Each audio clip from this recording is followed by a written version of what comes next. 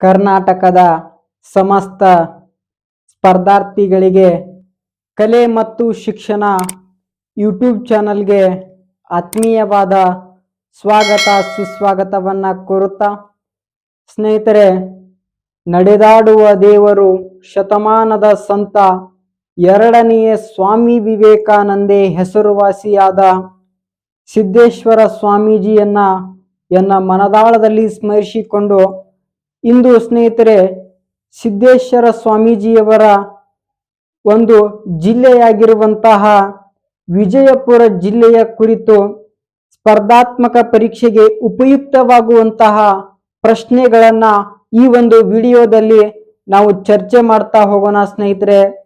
ಮೊದಲನೇದಾಗಿ ಒಂದು ಪ್ರಶ್ನೆ ಇದೆ ಸ್ನೇಹಿತರೆ, ಕರ್ನಾಟಕ ಪ್ರಸ್ತುತ ಎಷ್ಟು ಜಿಲ್ಲೆಗಳನ್ನ ಹೊಂದಿದೆ ಅಂತ ಪ್ರಶ್ನೆಯನ್ನ ಕೇಳಿದ್ದಾರೆ ಸ್ನೇಹಿತರೆ.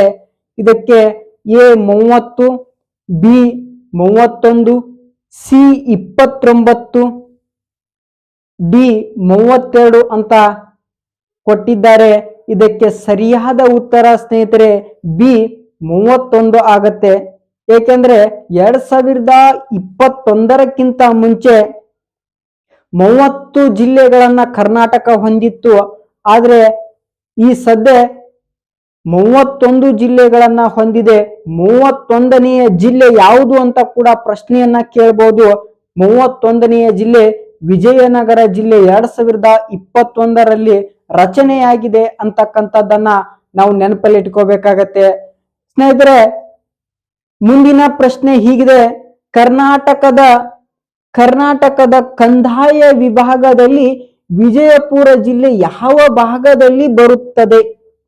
ಕರ್ನಾಟಕದ ಕಂದಾಯ ವಿಭಾಗದಲ್ಲಿ ವಿಜಯಪುರ ಜಿಲ್ಲೆ ಯಾವ ಭಾಗದಲ್ಲಿ ಬರುತ್ತದೆ ಅಂತ ಪ್ರಶ್ನೆಯನ್ನ ಕೇಳಿ A Belagavi, B Kalaburagi, C ಕೊಟ್ಟಿದ್ದಾರೆ ಸ್ನೇಹಿತರೆ ಮೈಸೂರು, ಡಿ ಬೆಂಗಳೂರು ಅಂತ ಕೊಟ್ಟಿದ್ದಾರೆ. ವಿಜಯಪುರ ಜಿಲ್ಲೆ ಕಂದಾಯ ವಿಭಾಗದಲ್ಲಿ ಯಾವ ಭಾಗದಲ್ಲಿ ಬರುತ್ತೆ ಅಂತಂದ್ರೆ ಆಪ್ಷನ್ಸ್ ಎ ಆಗತ್ತೆ ಸ್ನೇಹಿತರೆ, ಬೆಳಗಾವಿ ವಿಭಾಗ. ಬೆಳಗಾವಿ ವಿಭಾಗದಲ್ಲಿ ನಮ್ಮ ವಿಜಯಪುರ ಜಿಲ್ಲೆ ಬರುತ್ತೆ ಅಂತಕ್ಕಂಥದ್ದನ್ನ ನಮಗೆ ಗೊತ್ತಿರಬೇಕಾಗತ್ತೆ ಸ್ನೇಹಿತರೆ. ಮುಂದಿನ ಪ್ರಶ್ನೆ ಹೀಗಿದೆ ಸ್ನೇಹಿತರೆ, ಕರ್ನಾಟಕದ ವಿಸ್ತೀರ್ಣದಲ್ಲಿ ವಿಜಯಪುರ ಎಷ್ಟನೆಯ ದೊಡ್ಡ ಜಿಲ್ಲೆಯಾಗಿದೆ? ಕರ್ನಾಟಕದ ವಿಸ್ತೀರ್ಣದಲ್ಲಿ ವಿಜಯಪುರ ಜಿಲ್ಲೆ ಎಷ್ಟನೆಯ ಒಂದು ದೊಡ್ಡ ಜಿಲ್ಲೆಯಾಗಿದೆ ಅಂತ ಪ್ರಶ್ನೆಯನ್ನ ಕೇಳಿ ಎ 3, ಬಿ 4, ಸಿ 2, ಡಿ 5 ಅಂತ ಉತ್ತರವನ್ನ ಕೊಟ್ಟಿದ್ದಾರೆ. ಇದಕ್ಕೆ ಸರಿಯಾದ ಉತ್ತರ 4ನೇ ಜಿಲ್ಲೆ ವಿಜಯಪುರ ಜಿಲ್ಲೆ ಆಗತ್ತೆ ಅಂತಕ್ಕಂಥದ್ದು ನಮಗೆ ಗೊತ್ತಿರಬೇಕಾಗತ್ತೆ. ಇದಕ್ಕೆ ಒಂದು ಕೋಡ್ ಸಹಿತ ಇದೆ ಸ್ನೇಹಿತರೆ, ಏನಂತಂದ್ರೆ ಬೇಕಿತ್ತು ವಿಜಯದ ಉತ್ತರ. ಯಾವುದು? ಬೇಕಿತ್ತು ವಿಜಯದ ಉತ್ತರ. ಹಿಂಗಂದ್ರೆ ಬೆ ಅಂದ್ರೆ ಬೆಳಗಾವಿ, ಕಿ ಅಂದ್ರೆ ಕಲಬುರ್ಗಿ, ತು ಅಂದ್ರೆ ತುಮಕೂರು, ವಿ ಅಂದ್ರೆ ವಿಜಯಪುರ, ಹಾಗೆ ಉತ್ತರ ಕನ್ನಡ ಅಂದ್ರೆ 4ನೇದು ವಿಜಯಪುರ ಜಿಲ್ಲೆ ಆಗತ್ತೆ ಅಂತಕ್ಕಂಥದ್ದು ನಮ್ಗೆ ಗೊತ್ತಿರಬೇಕಾಗತ್ತೆ. ಮುಂದಿನ ಪ್ರಶ್ನೆ ಸ್ನೇಹಿತರೆ, ಬಸವಣ್ಣನವರು ಜನಿಸಿದ ಜಿಲ್ಲೆ ಯಾವುದು ಅಂತ ಪ್ರಶ್ನೆಯನ್ನ ಕೇಳಿದ್ದಾರೆ. ಬಸವಣ್ಣನವರು ಜನಿಸಿದ ಜಿಲ್ಲೆ ಯಾವುದು ಅಂತ ಪ್ರಶ್ನೆಯನ್ನ ಕೇಳಿ A Kalaburagi, B Bagalkot, C Vijayapura, D Bidar ಅಂತ ಕೊಟ್ಟಿದ್ದಾರೆ ಸ್ನೇಹಿತರೆ. ಇದಕ್ಕೆ ಸರಿಯಾದ ಉತ್ತರ ಯಾವ್ದಾಗತ್ತಂತಂದ್ರೆ ಬಸವಣ್ಣನವರು ಜನಿಸಿದ ಒಂದು ಜಿಲ್ಲೆ ವಿಜಯಪುರ ಜಿಲ್ಲೆ ಅಂತಕ್ಕಂಥದ್ದು ನಮ್ಗೆ ಗೊತ್ತಿರಬೇಕಾಗತ್ತೆ. 1132ರಲ್ಲಿ ವಿಜಯಪುರ ಜಿಲ್ಲೆಯ ಬಸವನ ಬಾಗೇವಾಡಿ ತಾಲೂಕಿನ ಇಂಗಳೇಶ್ವ ಗ್ರಾಮದಲ್ಲಿ ತಂದೆ ಮಾದರಸ, ತಾಯಿ ಮಹದಲಾಂಬಿಕೆಯ ಒಂದು ಸುಪುತ್ರನಾಗಿ ಬಸವಣ್ಣನವರು ಜನಿಸ್ತಾರೆ ಅಂತಕ್ಕಂಥದ್ದು ನಮಗೆ ಗೊತ್ತಿರಬೇಕಾಗತ್ತೆ ಸ್ನೇಹಿತರೆ. ಇನ್ನು ಬಾಗಲಕೋಟೆ ಜಿಲ್ಲೆ ಬಸವಣ್ಣನವರಿಗೆ ಹೇಗೆ ಒಂದು ಸಂಬಂಧ ಇದೆ ಅಂತಂದ್ರೆ ಬಸವಣ್ಣನವರು 1168ರಲ್ಲಿ ಬಾಗಲಕೋಟೆ ಜಿಲ್ಲೆಯ ಕೂಡಲ ಸಂಗಮದಲ್ಲಿ ಐಕ್ಯ ಆದ್ರು ಅಂತಕ್ಕಂಥದ್ದು ನಮಗೆ ಗೊತ್ತಿರಬೇಕಾಗತ್ತೆ.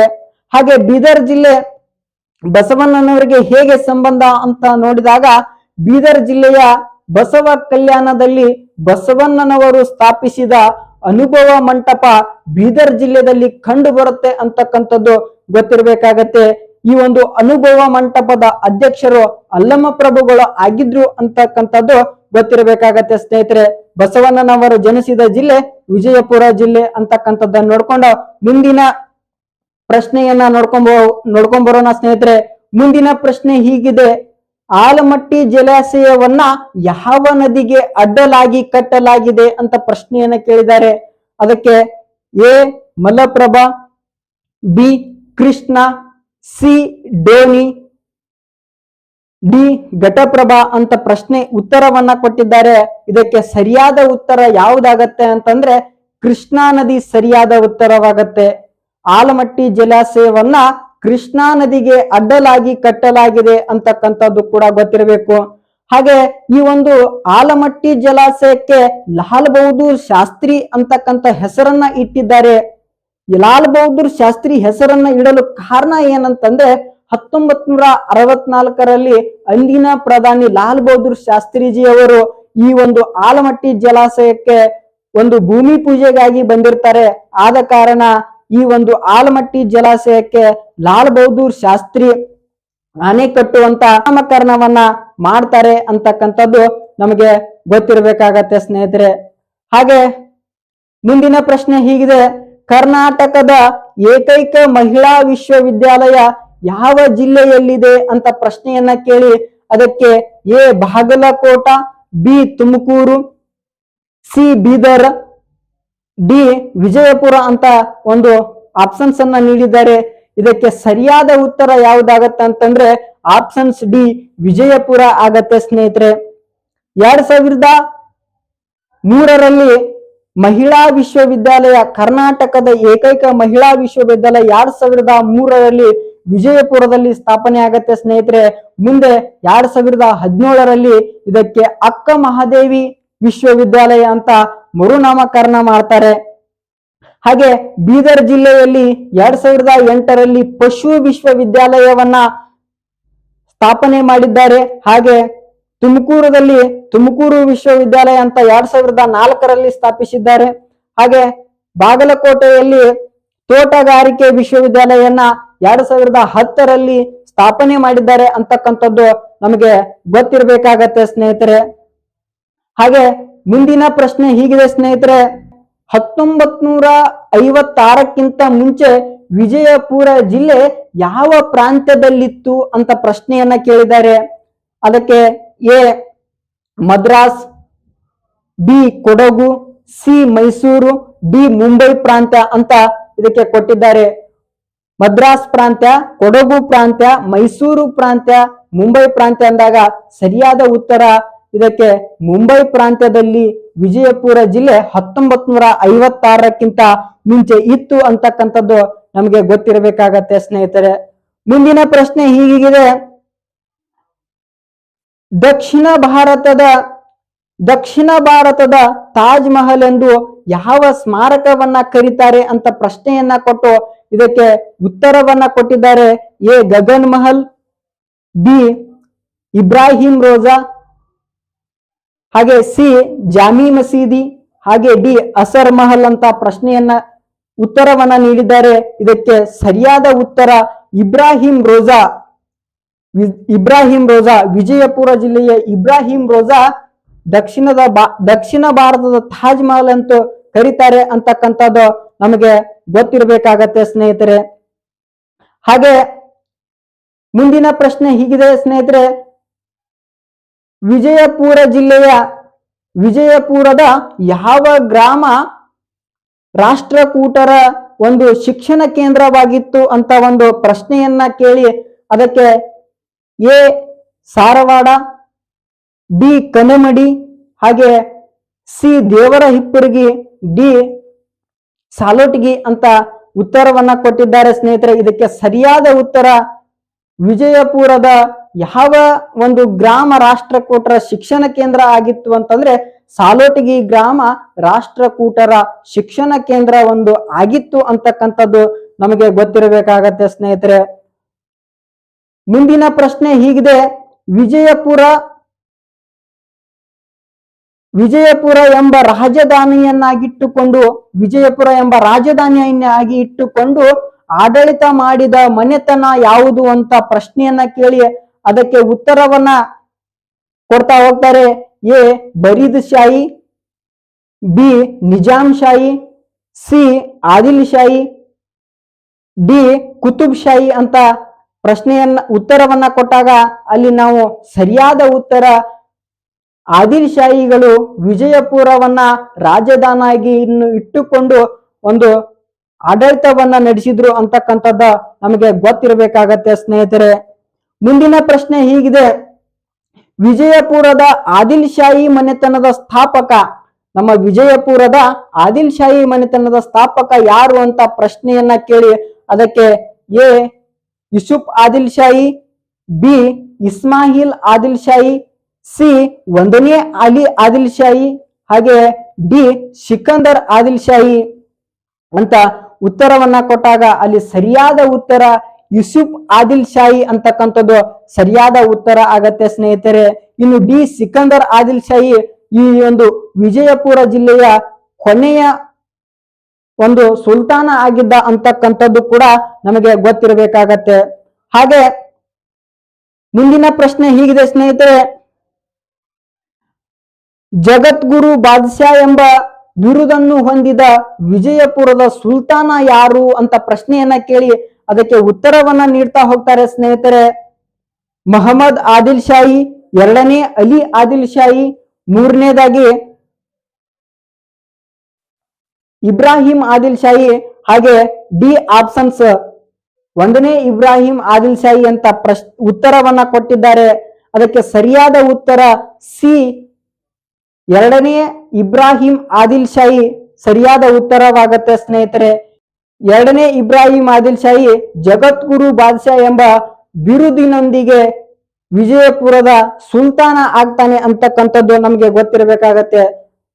ಮುಂದಿನ ಪ್ರಶ್ನೆ ಹೀಗಿದೆ ಸ್ನೇಹಿತರೆ, ನವರಸಪುರ ಉತ್ಸವ ಯಾವುದಕ್ಕೆ ಸಂಬಂಧಪಟ್ಟಿದೆ ಅಂತ ಒಂದು ಪ್ರಶ್ನೆಯನ್ನ ಕೇಳಿ ಅದಕ್ಕೆ ಎ ಪೂಜೆಗೆ ಸಂಬಂಧಪಟ್ಟಿದೆ, ಬಿ ಸಂಗೀತಕ್ಕೆ ಸಂಬಂಧಪಟ್ಟಿದೆ, ಸಿ ಶಿಕ್ಷಣಕ್ಕೆ ಸಂಬಂಧಪಟ್ಟಿದೆ, ಡಿ ಆಡಳಿತಕ್ಕೆ ಸಂಬಂಧಪಟ್ಟಿದೆ ಅಂತ ಪ್ರಶ್ನೆಯನ್ನ ಕೇಳಿದ್ದಾರೆ. ಇದಕ್ಕೆ ಸರಿಯಾದ ಉತ್ತರ ನವರಸಪುರ ಉತ್ಸವ ಒಂದು ಸಂಗೀತಕ್ಕೆ ಸಂಬಂಧಪಟ್ಟಿತ್ತು ಅಂತಕ್ಕಂಥದ್ದ ನಮಗೆ ಗೊತ್ತಿರಬೇಕಾಗತ್ತೆ ಸ್ನೇಹಿತರೆ. ಹಾಗೆ ಮುಂದಿನ ಪ್ರಶ್ನೆ ಹೀಗಿದೆ ಸ್ನೇಹಿತರೆ, ಬಿಜಾಪುರದ ಆದಿಲ್ ಶಾಹಿ ಮನೆತನದಲ್ಲಿ ವಿಜಯಪುರದ ಆದಿಲ್ ಶಾಹಿ ಮನೆತನದಲ್ಲಿ ಪರ್ಷಿಯನ್ ಭಾಷೆಯನ್ನ ರದ್ದು ಮಾಡಿ ಉರ್ದು ಭಾಷೆಯನ್ನ ರಾಜ್ಯ ಭಾಷೆಯನ್ನಾಗಿ ಆಡಳಿತ ಮಾಡಿದ ಅರಸ ಯಾರು ಅಂತ ಪ್ರಶ್ನೆಯನ್ನ ಕೇಳಿ ಅಲ್ಲಿ A Yusuf Adil Shahi, B Mallu Khan Adil Shahi, C ಒಂದನೇ ಇಬ್ರಾಹಿಂ ಆದಿಲ್ ಶಾಹಿ, ಹಾಗೆ ಡಿ ಎರಡನೇ ಇಬ್ರಾಹಿಂ ಆದಿಲ್ ಶಾಹಿ ಅಂತ ಒಂದು ಉತ್ತರವನ್ನ ನೀಡಿದಾಗ ಇದಕ್ಕೆ ಸರಿಯಾದ ಉತ್ತರ ಯಾವುದು ಅಂತಂದ್ರೆ ಒಂದನೇ ಇಬ್ರಾಹಿಂ ಆದಿಲ್ ಶಾಹಿ ಇದಕ್ಕೆ ಸರಿಯಾದ ಉತ್ತರವಾಗತ್ತೆ ಸ್ನೇಹಿತರೆ. ಹಾಗೆ ಮುಂದಿನ ಪ್ರಶ್ನೆ ಹೇಗಿದೆ ಸ್ನೇಹಿತರೆ, ಬಾರಾಕಮಾನ್ ಎಂಬ ಸ್ಮಾರಕವನ್ನ ನಿರ್ಮಿಸಿದವರು ಯಾರು ಅಂತ ಪ್ರಶ್ನೆಯನ್ನ ಕೇಳಿ ಇಲ್ಲಿ ಉತ್ತರವನ್ನ ಕೊಡ್ತಾ ಹೋಗ್ತಾರೆ ಸ್ನೇಹಿತರೆ. ಒಂದನೇ ಇಬ್ರಾಹಿಂ ಆದಿಲ್ ಶಾಹಿ, ಎರಡನೇ ಇಬ್ರಾಹಿಂ ಆದಿಲ್ ಶಾಹಿ, ಎರಡನೇ ಅಲಿ ಆದಿಲ್ ಶಾಹಿ, ಹಾಗೆ ಒಂದನೇ ಆದಿಲ್ ಶಾಹಿ ಅಂತ ಉತ್ತರವನ್ನ ಕೊಟ್ಟಾಗ ಇದಕ್ಕೆ ಸರಿಯಾದ ಉತ್ತರವಾಗತ್ತೆ ಸ್ನೇಹಿತರೆ ಆಪ್ಷನ್ ಸಿ ಎರಡನೇ ಅಲಿ ಆದಿಲ್ ಶಾಹಿ ಇದಕ್ಕೆ ಸರಿಯಾದ ಉತ್ತರವಾಗತ್ತೆ. ಹಾಗೆ ಮುಂದಿನ ಪ್ರಶ್ನೆ ಹೀಗಿದೆ ಸ್ನೇಹಿತರೆ, ಇಬ್ರಾಹಿಂ ರೋಜಾ ಮತ್ತು ಗೋಲ್ ಗುಮ್ಮಟದ ಶಿಲ್ಪಿ ಯಾರು ಅಥವಾ ಇಂಜಿನಿಯರ್ ಯಾರು ಅಂತ ಪ್ರಶ್ನೆಯನ್ನ ಕೇಳಿದಾಗ ಇದಕ್ಕೆ ಉತ್ತರವನ್ನ ಕೊಡ್ತಾ ಹೋಗ್ತಾರೆ. ಉಸ್ತಾದ್ ಇಸಾ, ಮಲಿಕ್ ಸಂದಲ್, ಪರ್ಸಿ ಬ್ರೌನ್, ಹಾಗೆ ಡಾಕ್ಟರ್ ಕೆಸನ್ಸ್ ಅಂತ ಉತ್ತರವನ್ನ ಕೊಡ್ತಾ ಹೋಗ್ತಾರೆ. ಇದಕ್ಕೆ ಸರಿಯಾದ ಉತ್ತರ ಇಬ್ರಾಹಿಂ ರೋಜಾ ಮತ್ತು ಗೋಲ್ ಗುಮ್ಮಟದ ಶಿಲ್ಪಿ ಅಥವಾ ಇಂಜಿನಿಯರ್ ಯಾರಪ್ಪ ಅಂತಂದ್ರೆ ಮಲಿಕ್ ಸಂದಲ್ ಸರಿಯಾದ ಉತ್ತರವಾಗತ್ತೆ ಸ್ನೇಹಿತರೆ.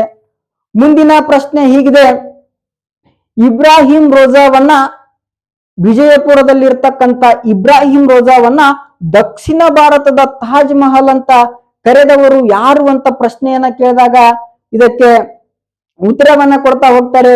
ಹುಯೆನ್ ಸ್ಟ್ಯಾಂಗ್, ಡಾಕ್ಟರ್ ಕೆಸಿನ್ಸ್, ಹಾಗೆ ಅಬ್ದುಲ್ ರಜಾಕ್, ಮುಂದೆ ಪರ್ಸಿ ಬ್ರೌನ್ ಅಂತ ಉತ್ತರವನ್ನ ಕೊಟ್ಟಿದ್ದಾರೆ. ಇದಕ್ಕೆ ಸರಿಯಾದ ಉತ್ತರ ಯಾವ್ದಂತಂದ್ರೆ ದಕ್ಷಿಣದ ಭಾರತದ ತಾಜ್ ಮಹಲ್ ಎಂದು ಇಬ್ರಾಹಿಂ ರೋಜಾವನ್ನ ಕರೆದಿರ್ತಕ್ಕಂಥವ್ರು ಡಾಕ್ಟರ್ ಕೆಸೆನ್ಸ್ ಅಂತಕ್ಕಂಥದ್ದು ನಮಗೆ ಗೊತ್ತಿರಬೇಕಾಗತ್ತೆ. ಮುಂದಿನ ಪ್ರಶ್ನೆ ಹೀಗಿದೆ ಸ್ನೇಹಿತರೆ, ತಾಳಿಕೋಟೆ ಕದನ ನಡೆದ ಸಂದರ್ಭದಲ್ಲಿ ವಿಜಯನಗರ ಸಾಮ್ರಾಜ್ಯಕ್ಕೆ ಹಾಗೂ ಬಹುಮನಿ ಸುಲ್ತಾನದ ಸಾಮ್ರಾಜ್ಯಕ್ಕೂ ತಾಳಿಕೋಟೆ ಕದನ ನಡೆಯುತ್ತೆ ಸ್ನೇಹಿತರೆ. ಈ ಒಂದು ತಾಳಿಕೋಟೆ ಕದನ ನಡೆಯುವ ಸಂದರ್ಭದಲ್ಲಿ ವಿಜಯಪುರದ ಆದಿಲ್ ಶಾಹಿ ಮನೆತನದ ಅರಸ ಯಾರಾಗಿದ್ರು ಅಂತ ಪ್ರಶ್ನೆಯನ್ನ ಕೇಳಿ ಇಲ್ಲಿ ಉತ್ತರವನ್ನ ನೀಡ್ತಾ ಹೋಗ್ತಾರೆ. ಯೂಸುಫ್ ಆದಿಲ್ ಶಾಹಿ, ಸಿಕಂದರ್ ಆದಿಲ್ ಶಾಹಿ, ಹಾಗೆ 2ನೇ ಅಲಿ ಆದಿಲ್ ಶಾಹಿ, ಹಾಗೆ 1ನೇ ಅಲಿ ಆದಿಲ್ ಶಾಹಿ ಅಂತಕ್ಕಂಥದ್ದನ್ನು ಉತ್ತರವನ್ನ ನೀಡಿದಾಗ ಇಲ್ಲಿ ಆಪ್ಷನ್ಸ್ ಡಿ 1ನೇ ಅಲಿ ಆದಿಲ್ ಶಾಹಿ ಉತ್ತರವಾಗತ್ತೆ ಸ್ನೇಹಿತರೆ. ಹಾಗೆ ಮುಂದಿನ ಪ್ರಶ್ನೆ ಹೀಗಿದೆ, ದಕ್ಷಿಣ ಭಾರತದ ಅತಿ ದೊಡ್ಡ ಮಸೀದಿಯಾದ ಜಾಮಿ ಮಸೀದಿಯಲ್ಲಿ ಕುರಾನ್ ವಾಕ್ಯಗಳಿಗೆ ಬಂಗಾರದ ಲೇಪನ ಮಾಡಿರ್ತಕ್ಕಂತ ಅವರು ಯಾರು ಅಂತ ಪ್ರಶ್ನೆಯನ್ನ ಕೇಳಿ options A Malik Yakut, options B Malik Sandal, option C Ustad Isa, options D 1ನೇ ಇಬ್ರಾಹಿಂ ಆದಿಲ್ ಶಾಹಿ ಅಂತ ಉತ್ತರವನ್ನ ಕೊಟ್ಟಾಗ ಇಲ್ಲಿ ಆಪ್ಷನ್ಸ್ ಎ ಮಲಿಕ್ ಯಾಕೂತ್ ಈ ಒಂದು ಜಾಮಿಯಾ ಮಸೀದಿಯಲ್ಲಿರ್ತಕ್ಕಂಥ ಕುರಾನ್ ವಾಕ್ಯಗಳಿಗೆ ಬಂಗಾರದ ಲೇಪನವನ್ನ ಮಾಡಿರ್ತಕ್ಕಂಥ ಮಲಿಕ್ ಯಾಕೂತ್ ಅಂತಕ್ಕಂಥದ್ದು ನಮಗೆ ಗೊತ್ತಿರಬೇಕಾಗತ್ತೆ ಸ್ನೇಹಿತರೆ. ಮುಂದಿನ ಪ್ರಶ್ನೆ ಹೀಗಿದೆ, ಕರ್ನಾಟಕದ ಏಕೀಕರಣದ ಶಿಲ್ಪಿ ಯಾರು ಅಂತ ಪ್ರಶ್ನೆ ಬಂದಾಗ ಅಲ್ಲಿ ಉತ್ತರವನ್ನ ಕೊಡ್ತಾ ಹೋಗ್ತಾರೆ ಸ್ನೇಹಿತರೆ. ಹರ್ಡೇಕರ್ ಮಂಜಪ್ಪ, ಹಳ್ಳಿಕೇರಿ ಗುದ್ಲೆಪ್ಪ, ಹಾಗೆ ಆಲೂರು ವೆಂಕಟರಾಯ್, ಕೊನೆಯದಾಗಿ ಸಿದ್ದಪ್ಪ ಕಂಬಳಿ ಅಂತ ಒಂದು ಉತ್ತರವನ್ನ ಕೊಟ್ಟಿದ್ದಾರೆ. ಇದಕ್ಕೆ ಸರಿಯಾದ ಉತ್ತರ ಯಾವುದಾಗತ್ತೆ ಅಂತಂದ್ರೆ ಆಲೂರು ವೆಂಕಟರಾಯ್ ಅವರು ಕರ್ನಾಟಕದ ಏಕೀಕರಣದ ಶಿಲ್ಪಿ ಅಂತ ಅವರನ್ನ ಕರೀತಾರೆ. ಹಾಗೆ ಕನ್ನಡದ ಕುಲಪುರೋಹಿತ ಅಂತ ಕೂಡ ಅವರನ್ನ ಕರೀತಾರೆ ಅಂತಕ್ಕಂಥದ್ದು ನಮಗೆ ಗೊತ್ತಿರಬೇಕಾಗತ್ತೆ ಸ್ನೇಹಿತರೆ. ಮುಂದಿನ ಪ್ರಶ್ನೆ ಹೀಗಿದೆ, ಬಸವಣ್ಣನವರು ಪ್ರತಿಪಾದಿಸಿದ ಸಿದ್ಧಾಂತ ಯಾವುದು?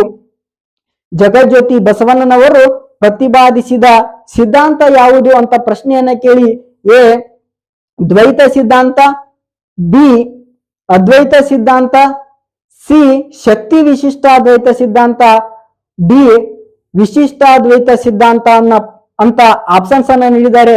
ಇದಕ್ಕೆ ಆಪ್ಷನ್ ಸಿ ಶಕ್ತಿ ವಿಶಿಷ್ಟಾದ್ವೈತ ಸಿದ್ಧಾಂತ ಸರಿಯಾದ ಉತ್ತರವಾಗತ್ತೆ ಸ್ನೇಹಿತರೆ. ಹಾಗೆ ಮುಂದಿನ ಪ್ರಶ್ನೆ ಹೇಗಿದೆ ಸ್ನೇಹಿತರೆ, ಕರ್ನಾಟಕದ ಈ ಕೆಳಗಿನ ಯಾವ ಸ್ಥಳದಲ್ಲಿ ನಿಂಬೆ ಪಾರ್ಕ್ ಕಂಡು ಬರುತ್ತದೆ ಅಂತ ಪ್ರಶ್ನೆಯನ್ನ ಕೇಳಿದ್ದಾರೆ ಸ್ನೇಹಿತರೆ. ಆಪ್ಷನ್ಸ್ ಎ ಕೊಟ್ಟಿದ್ದಾರೆ ಸ್ನೇಹಿತರೆ ಸಿಂದಗಿ, ಆಪ್ಷನ್ಸ್ ಬಿ ಕೊಟ್ಟಿದ್ದಾರೆ ಇಂಡಿ, ಆಪ್ಷನ್ಸ್ ಸಿ ಕೊಟ್ಟಿದ್ದಾರೆ ತಿಕೋಟ, ಆಪ್ಷನ್ಸ್ ಡಿ ಕೊಟ್ಟಿದ್ದಾರೆ ಸ್ನೇಹಿತರೆ ಚಡ್ಚನ. ಇದಕ್ಕೆ ಸರಿಯಾದ ಉತ್ತರ ಆಪ್ಷನ್ಸ್ ಬಿ ಇಂಡಿ ಆಗುತ್ತೆ ಸ್ನೇಹಿತರೆ. ಕರ್ನಾಟಕದ ಒಂದು ನಿಂಬೆ ಪಾರ್ಕ್ ಕಂಡು ಬರುವುದು ಇಂಡಿ ತಾಲೂಕಿನಲ್ಲಿ ಅಂತಕ್ಕಂಥದ್ದು ನಮಗೆ ಗೊತ್ತಿರಬೇಕಾಗತ್ತೆ ಸ್ನೇಹಿತರೆ. ತಿಕೋಟ ತಾಲೂಕು ದ್ರಾಕ್ಷಿ ಬೆಳೆಗೆ ಒಂದು ಪ್ರಸಿದ್ಧಿಯಾಗಿರ್ತಕ್ಕಂಥದ್ದು, ಹಾಗೆ ಚಡಚನ ಅಂತಕ್ಕಂಥದ್ದು ಬಟ್ಟೆ ವ್ಯಾಪಾರಕ್ಕೆ ಪ್ರಸಿದ್ಧಿಯಾಗಿರ್ತಕ್ಕಂಥದ್ದು ಅಂತಕ್ಕಂಥದ್ದು ನಮಗೆ ಗೊತ್ತಿರಬೇಕಾಗತ್ತೆ ಸ್ನೇಹಿತರೆ. ಮುಂದಿನ ಪ್ರಶ್ನೆ ಹೀಗಿದೆ ಸ್ನೇಹಿತರೆ, ತಾಳಿಕೋಟಿ ಕದನದಲ್ಲಿ ಭಾಗವಹಿಸದ ಬಹುಮನಿ ಸುಲ್ತಾನರ ಒಂದು ಮನೆತನ ಯಾವುದು ಅಂತ ಪ್ರಶ್ನೆಯನ್ನ ಕೇಳಿ ಅದಕ್ಕೆ ಉತ್ತರವನ್ನ ಕೊಡ್ತಾ ಹೋಗ್ತಾರೆ. ಆಪ್ಷನ್ಸ್ ಎ ಕೊಟ್ಟಿದ್ದಾರೆ ವಿಜಯಪುರದ ಆದಿಲ್ ಶಾಹಿಗಳು, ಆಪ್ಷನ್ಸ್ ಬಿ ಅಹಮದ್ ನಗರದ ನಿಜಾಂ ಶಾಹಿಗಳು, ಆಪ್ಷನ್ಸ್ ಬಿ ಸಿ ಕೊಟ್ಟಿದ್ದಾರೆ ಬೇಳಾರಿನ ಇಮಾದತ್ ಶಾಹಿಗಳು, ಆಪ್ಷನ್ಸ್ ಡಿ ಕೊಟ್ಟಿದ್ದಾರೆ ಗೋಲ್ಕೊಂಡದ ಕುತುಬ್ ಶಾಹಿಗಳು ಅಂತ. ಇದಕ್ಕೆ ಸರಿಯಾದ ಉತ್ತರ ಯಾವ್ದಾಗತ್ತೆ ಅಂತಂದ್ರೆ ಆಪ್ಷನ್ ಸಿ ಆಗತ್ತೆ ಸ್ನೇಹಿತರೆ, ಬೇರಾರ್ನ ಇಮಾದತ್ ಶಾಹಿಗಳು. ಸ್ನೇಹಿತರೆ, ತಾಳಿಕೋಟಿ ಕದನದಲ್ಲಿ ವಿಜಯನಗರ ಸಾಮ್ರಾಜ್ಯ ಹಾಗೂ ಬಹುಮನಿ ಸುಲ್ತಾನರ 5 ಸಾಮ್ರಾಜ್ಯದಲ್ಲಿ ಒಂದು ಮನೆತನ ಅದರಾಗ ಭಾಗವಹಿಸಲ್ಲ. ಬಹುಮನಿ ಸುಲ್ತಾನರ ಒಂದು ಮನೆತನ ಅದರಲ್ಲಿ ಭಾಗವಹಿಸಲ್ಲ. ಆ ಮನೆತನ ಯಾವುದು ಅಂತಂದ್ರೆ ಬೇರಾರ್ನ ಇಮಾದತ್ ಶಾಹಿಗಳು ಈ ಒಂದು ತಾಳಿಕೋಟೆ ಕದನದಲ್ಲಿ ಭಾಗವಹಿಸಲಿಲ್ಲ ಅಂತಕ್ಕಂಥದ್ದು ಕೂಡ ನಮಗೆ ಗೊತ್ತಿರಬೇಕಾಗತ್ತೆ. ಈ ವಿಜಯಪುರ ಜಿಲ್ಲೆಯ ಒಂದು ಕೊನೆಯ ಪ್ರಶ್ನೆ ಹೀಗಿದೆ ಸ್ನೇಹಿತರೆ, ಕರ್ನಾಟಕದ ಕಣ್ಣೀರಿನ ನದಿ ಎಂದು ಯಾವ ನದಿಯನ್ನ ಕರೆಯುತ್ತಾರೆ ಅಂತ ಒಂದು ಪ್ರಶ್ನೆಯನ್ನ ಕೇಳಿ ಆಪ್ಷನ್ಸ್ ಎ ಕೊಟ್ಟಿದ್ದಾರೆ ಕೃಷ್ಣ, ಆಪ್ಷನ್ಸ್ ಬಿ ಕೊಟ್ಟಿದ್ದಾರೆ ಡೋನಿ, ಆಪ್ಷನ್ ಸಿ ಕೊಟ್ಟಿದ್ದಾರೆ ತುಂಗಭದ್ರಾ, ಆಪ್ಷನ್ಸ್ ಡಿ ಕೊಟ್ಟಿದ್ದಾರೆ ಸ್ನೇಹಿತರೆ ಭೀಮಾ. ಇದಕ್ಕೆ ಸರಿಯಾದ ಉತ್ತರ ಯಾವುದು ಅಂತಂದ್ರೆ ಆಪ್ಷನ್ಸ್ ಬಿ ಡೋನಿ ನದಿ ಆಗತ್ತೆ ಅಂತಕ್ಕಂಥದ್ದು ನಮಗೆ ಗೊತ್ತಿರಬೇಕಾಗತ್ತೆ ಸ್ನೇಹಿತರೆ. ಕರ್ನಾಟಕದ ಕಣ್ಣೀರಿನ ನದಿ ಎಂದು ಡೋನಿ ನದಿಯನ್ನ ಕರೆಯುತ್ತಾರೆ. ಇನ್ನು ವಿಜಯಪುರ ಜಿಲ್ಲೆಯ ಬಗ್ಗೆ ಇನ್ನು ಹೆಚ್ಚಿನ ವಿಷಯಗಳನ್ನ ನಾವು ನೋಡಿದಾಗ ಕರ್ನಾಟಕದಲ್ಲಿ ಅತಿ ಹೆಚ್ಚು ದ್ರಾಕ್ಷಿಯನ್ನ ಬೆಳೀತಕ್ಕಂತ ಜಿಲ್ಲೆ ಅದು ವಿಜಯಪುರ ಜಿಲ್ಲೆ ಅಂತಕ್ಕಂಥದ್ದು ಕೂಡ ಗೊತ್ತಿರಬೇಕಾಗತ್ತೆ. ಹಾಗೆ ಕರ್ನಾಟಕದಲ್ಲಿ ಅತಿ ಹೆಚ್ಚು ಜೋಳವನ್ನ ಬೆಳೀತಕ್ಕಂತ ಜಿಲ್ಲೆ ನಮ್ಮ ವಿಜಯಪುರ ಜಿಲ್ಲೆ ಅಂತಕ್ಕಂಥದ್ದು ಕೂಡ ಗೊತ್ತಿರಬೇಕಾಗತ್ತೆ. ಹಾಗೆ ಕರ್ನಾಟಕದಲ್ಲಿ ಅತಿ ಕಡಿಮೆ ಒಂದು ಅರಣ್ಯ ಪ್ರದೇಶನ ಹೊಂದಿರತಕ್ಕಂತ ಜಿಲ್ಲೆ ಕೂಡ ವಿಜಯಪುರ ಜಿಲ್ಲೆ ಆಗಿತ್ತು ಆಗೈತಿ ಅಂತಕ್ಕಂಥದ್ದು ನಮಗೆ ಗೊತ್ತಿರಬೇಕಾಗತ್ತೆ ಸ್ನೇಹಿತರೆ. ಹಾಗೆ ಕರ್ನಾಟಕದ ಪಂಜಾಬ್ ಎಂದು ನಮ್ಮ ವಿಜಯಪುರ ಜಿಲ್ಲೆವನ್ನ ಕರೀತಾರೆ ಅಂತಕ್ಕಂಥದ್ದು ಗೊತ್ತಿರಬೇಕಾಗತ್ತೆ ಸ್ನೇಹಿತರೆ. ಕರ್ನಾಟಕದ ಪಂಜಾಬ್ ಎಂದು ವಿಜಯಪುರವನ್ನ ಯಾಕೆ ಕರೀತಾರೆ ಅಂತ ಕೂಡ ಪ್ರಶ್ನೆ ಬಂದಾಗ ಸ್ನೇಹಿತರೆ 1997 ಮುಂಚೆ ವಿಜಯಪುರ ಜಿಲ್ಲೆಯಲ್ಲಿ ಐದು ಒಂದು ನದಿಗಳು ಹರಿತಾ ಇದ್ವು. ಆ ನದಿಗಳು ಯಾವುವು ಅಂತಂದ್ರೆ ಮಲಪ್ರಭಾ, ಘಟಪ್ರಭಾ, ಡೋನಿ, ಕೃಷ್ಣ ಹಾಗೂ ಭೀಮಾ ನದಿಗಳು. ಈ 5 ನದಿಗಳು ಹರಿತಾ ಇದ್ವು.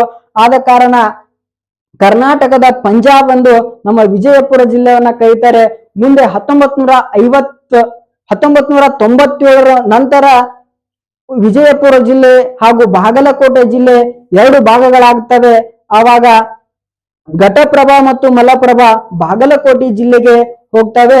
ಈ ಸದ್ಯದಲ್ಲಿ ನಮ್ಮ ವಿಜಯಪುರದಲ್ಲಿ 3 ನದಿಗಳು ಹರಿತಾ ಇದ್ದಾವೆ. ಅವು ಯಾವುವು ಅಂತಂದ್ರೆ ಒಂದು ಭೀಮಾ, ಒಂದು ಕೃಷ್ಣ, ಇನ್ನೊಂದು ಡೋನಿ ಆಗಿರುತ್ತೆ ಸ್ನೇಹಿತರೆ.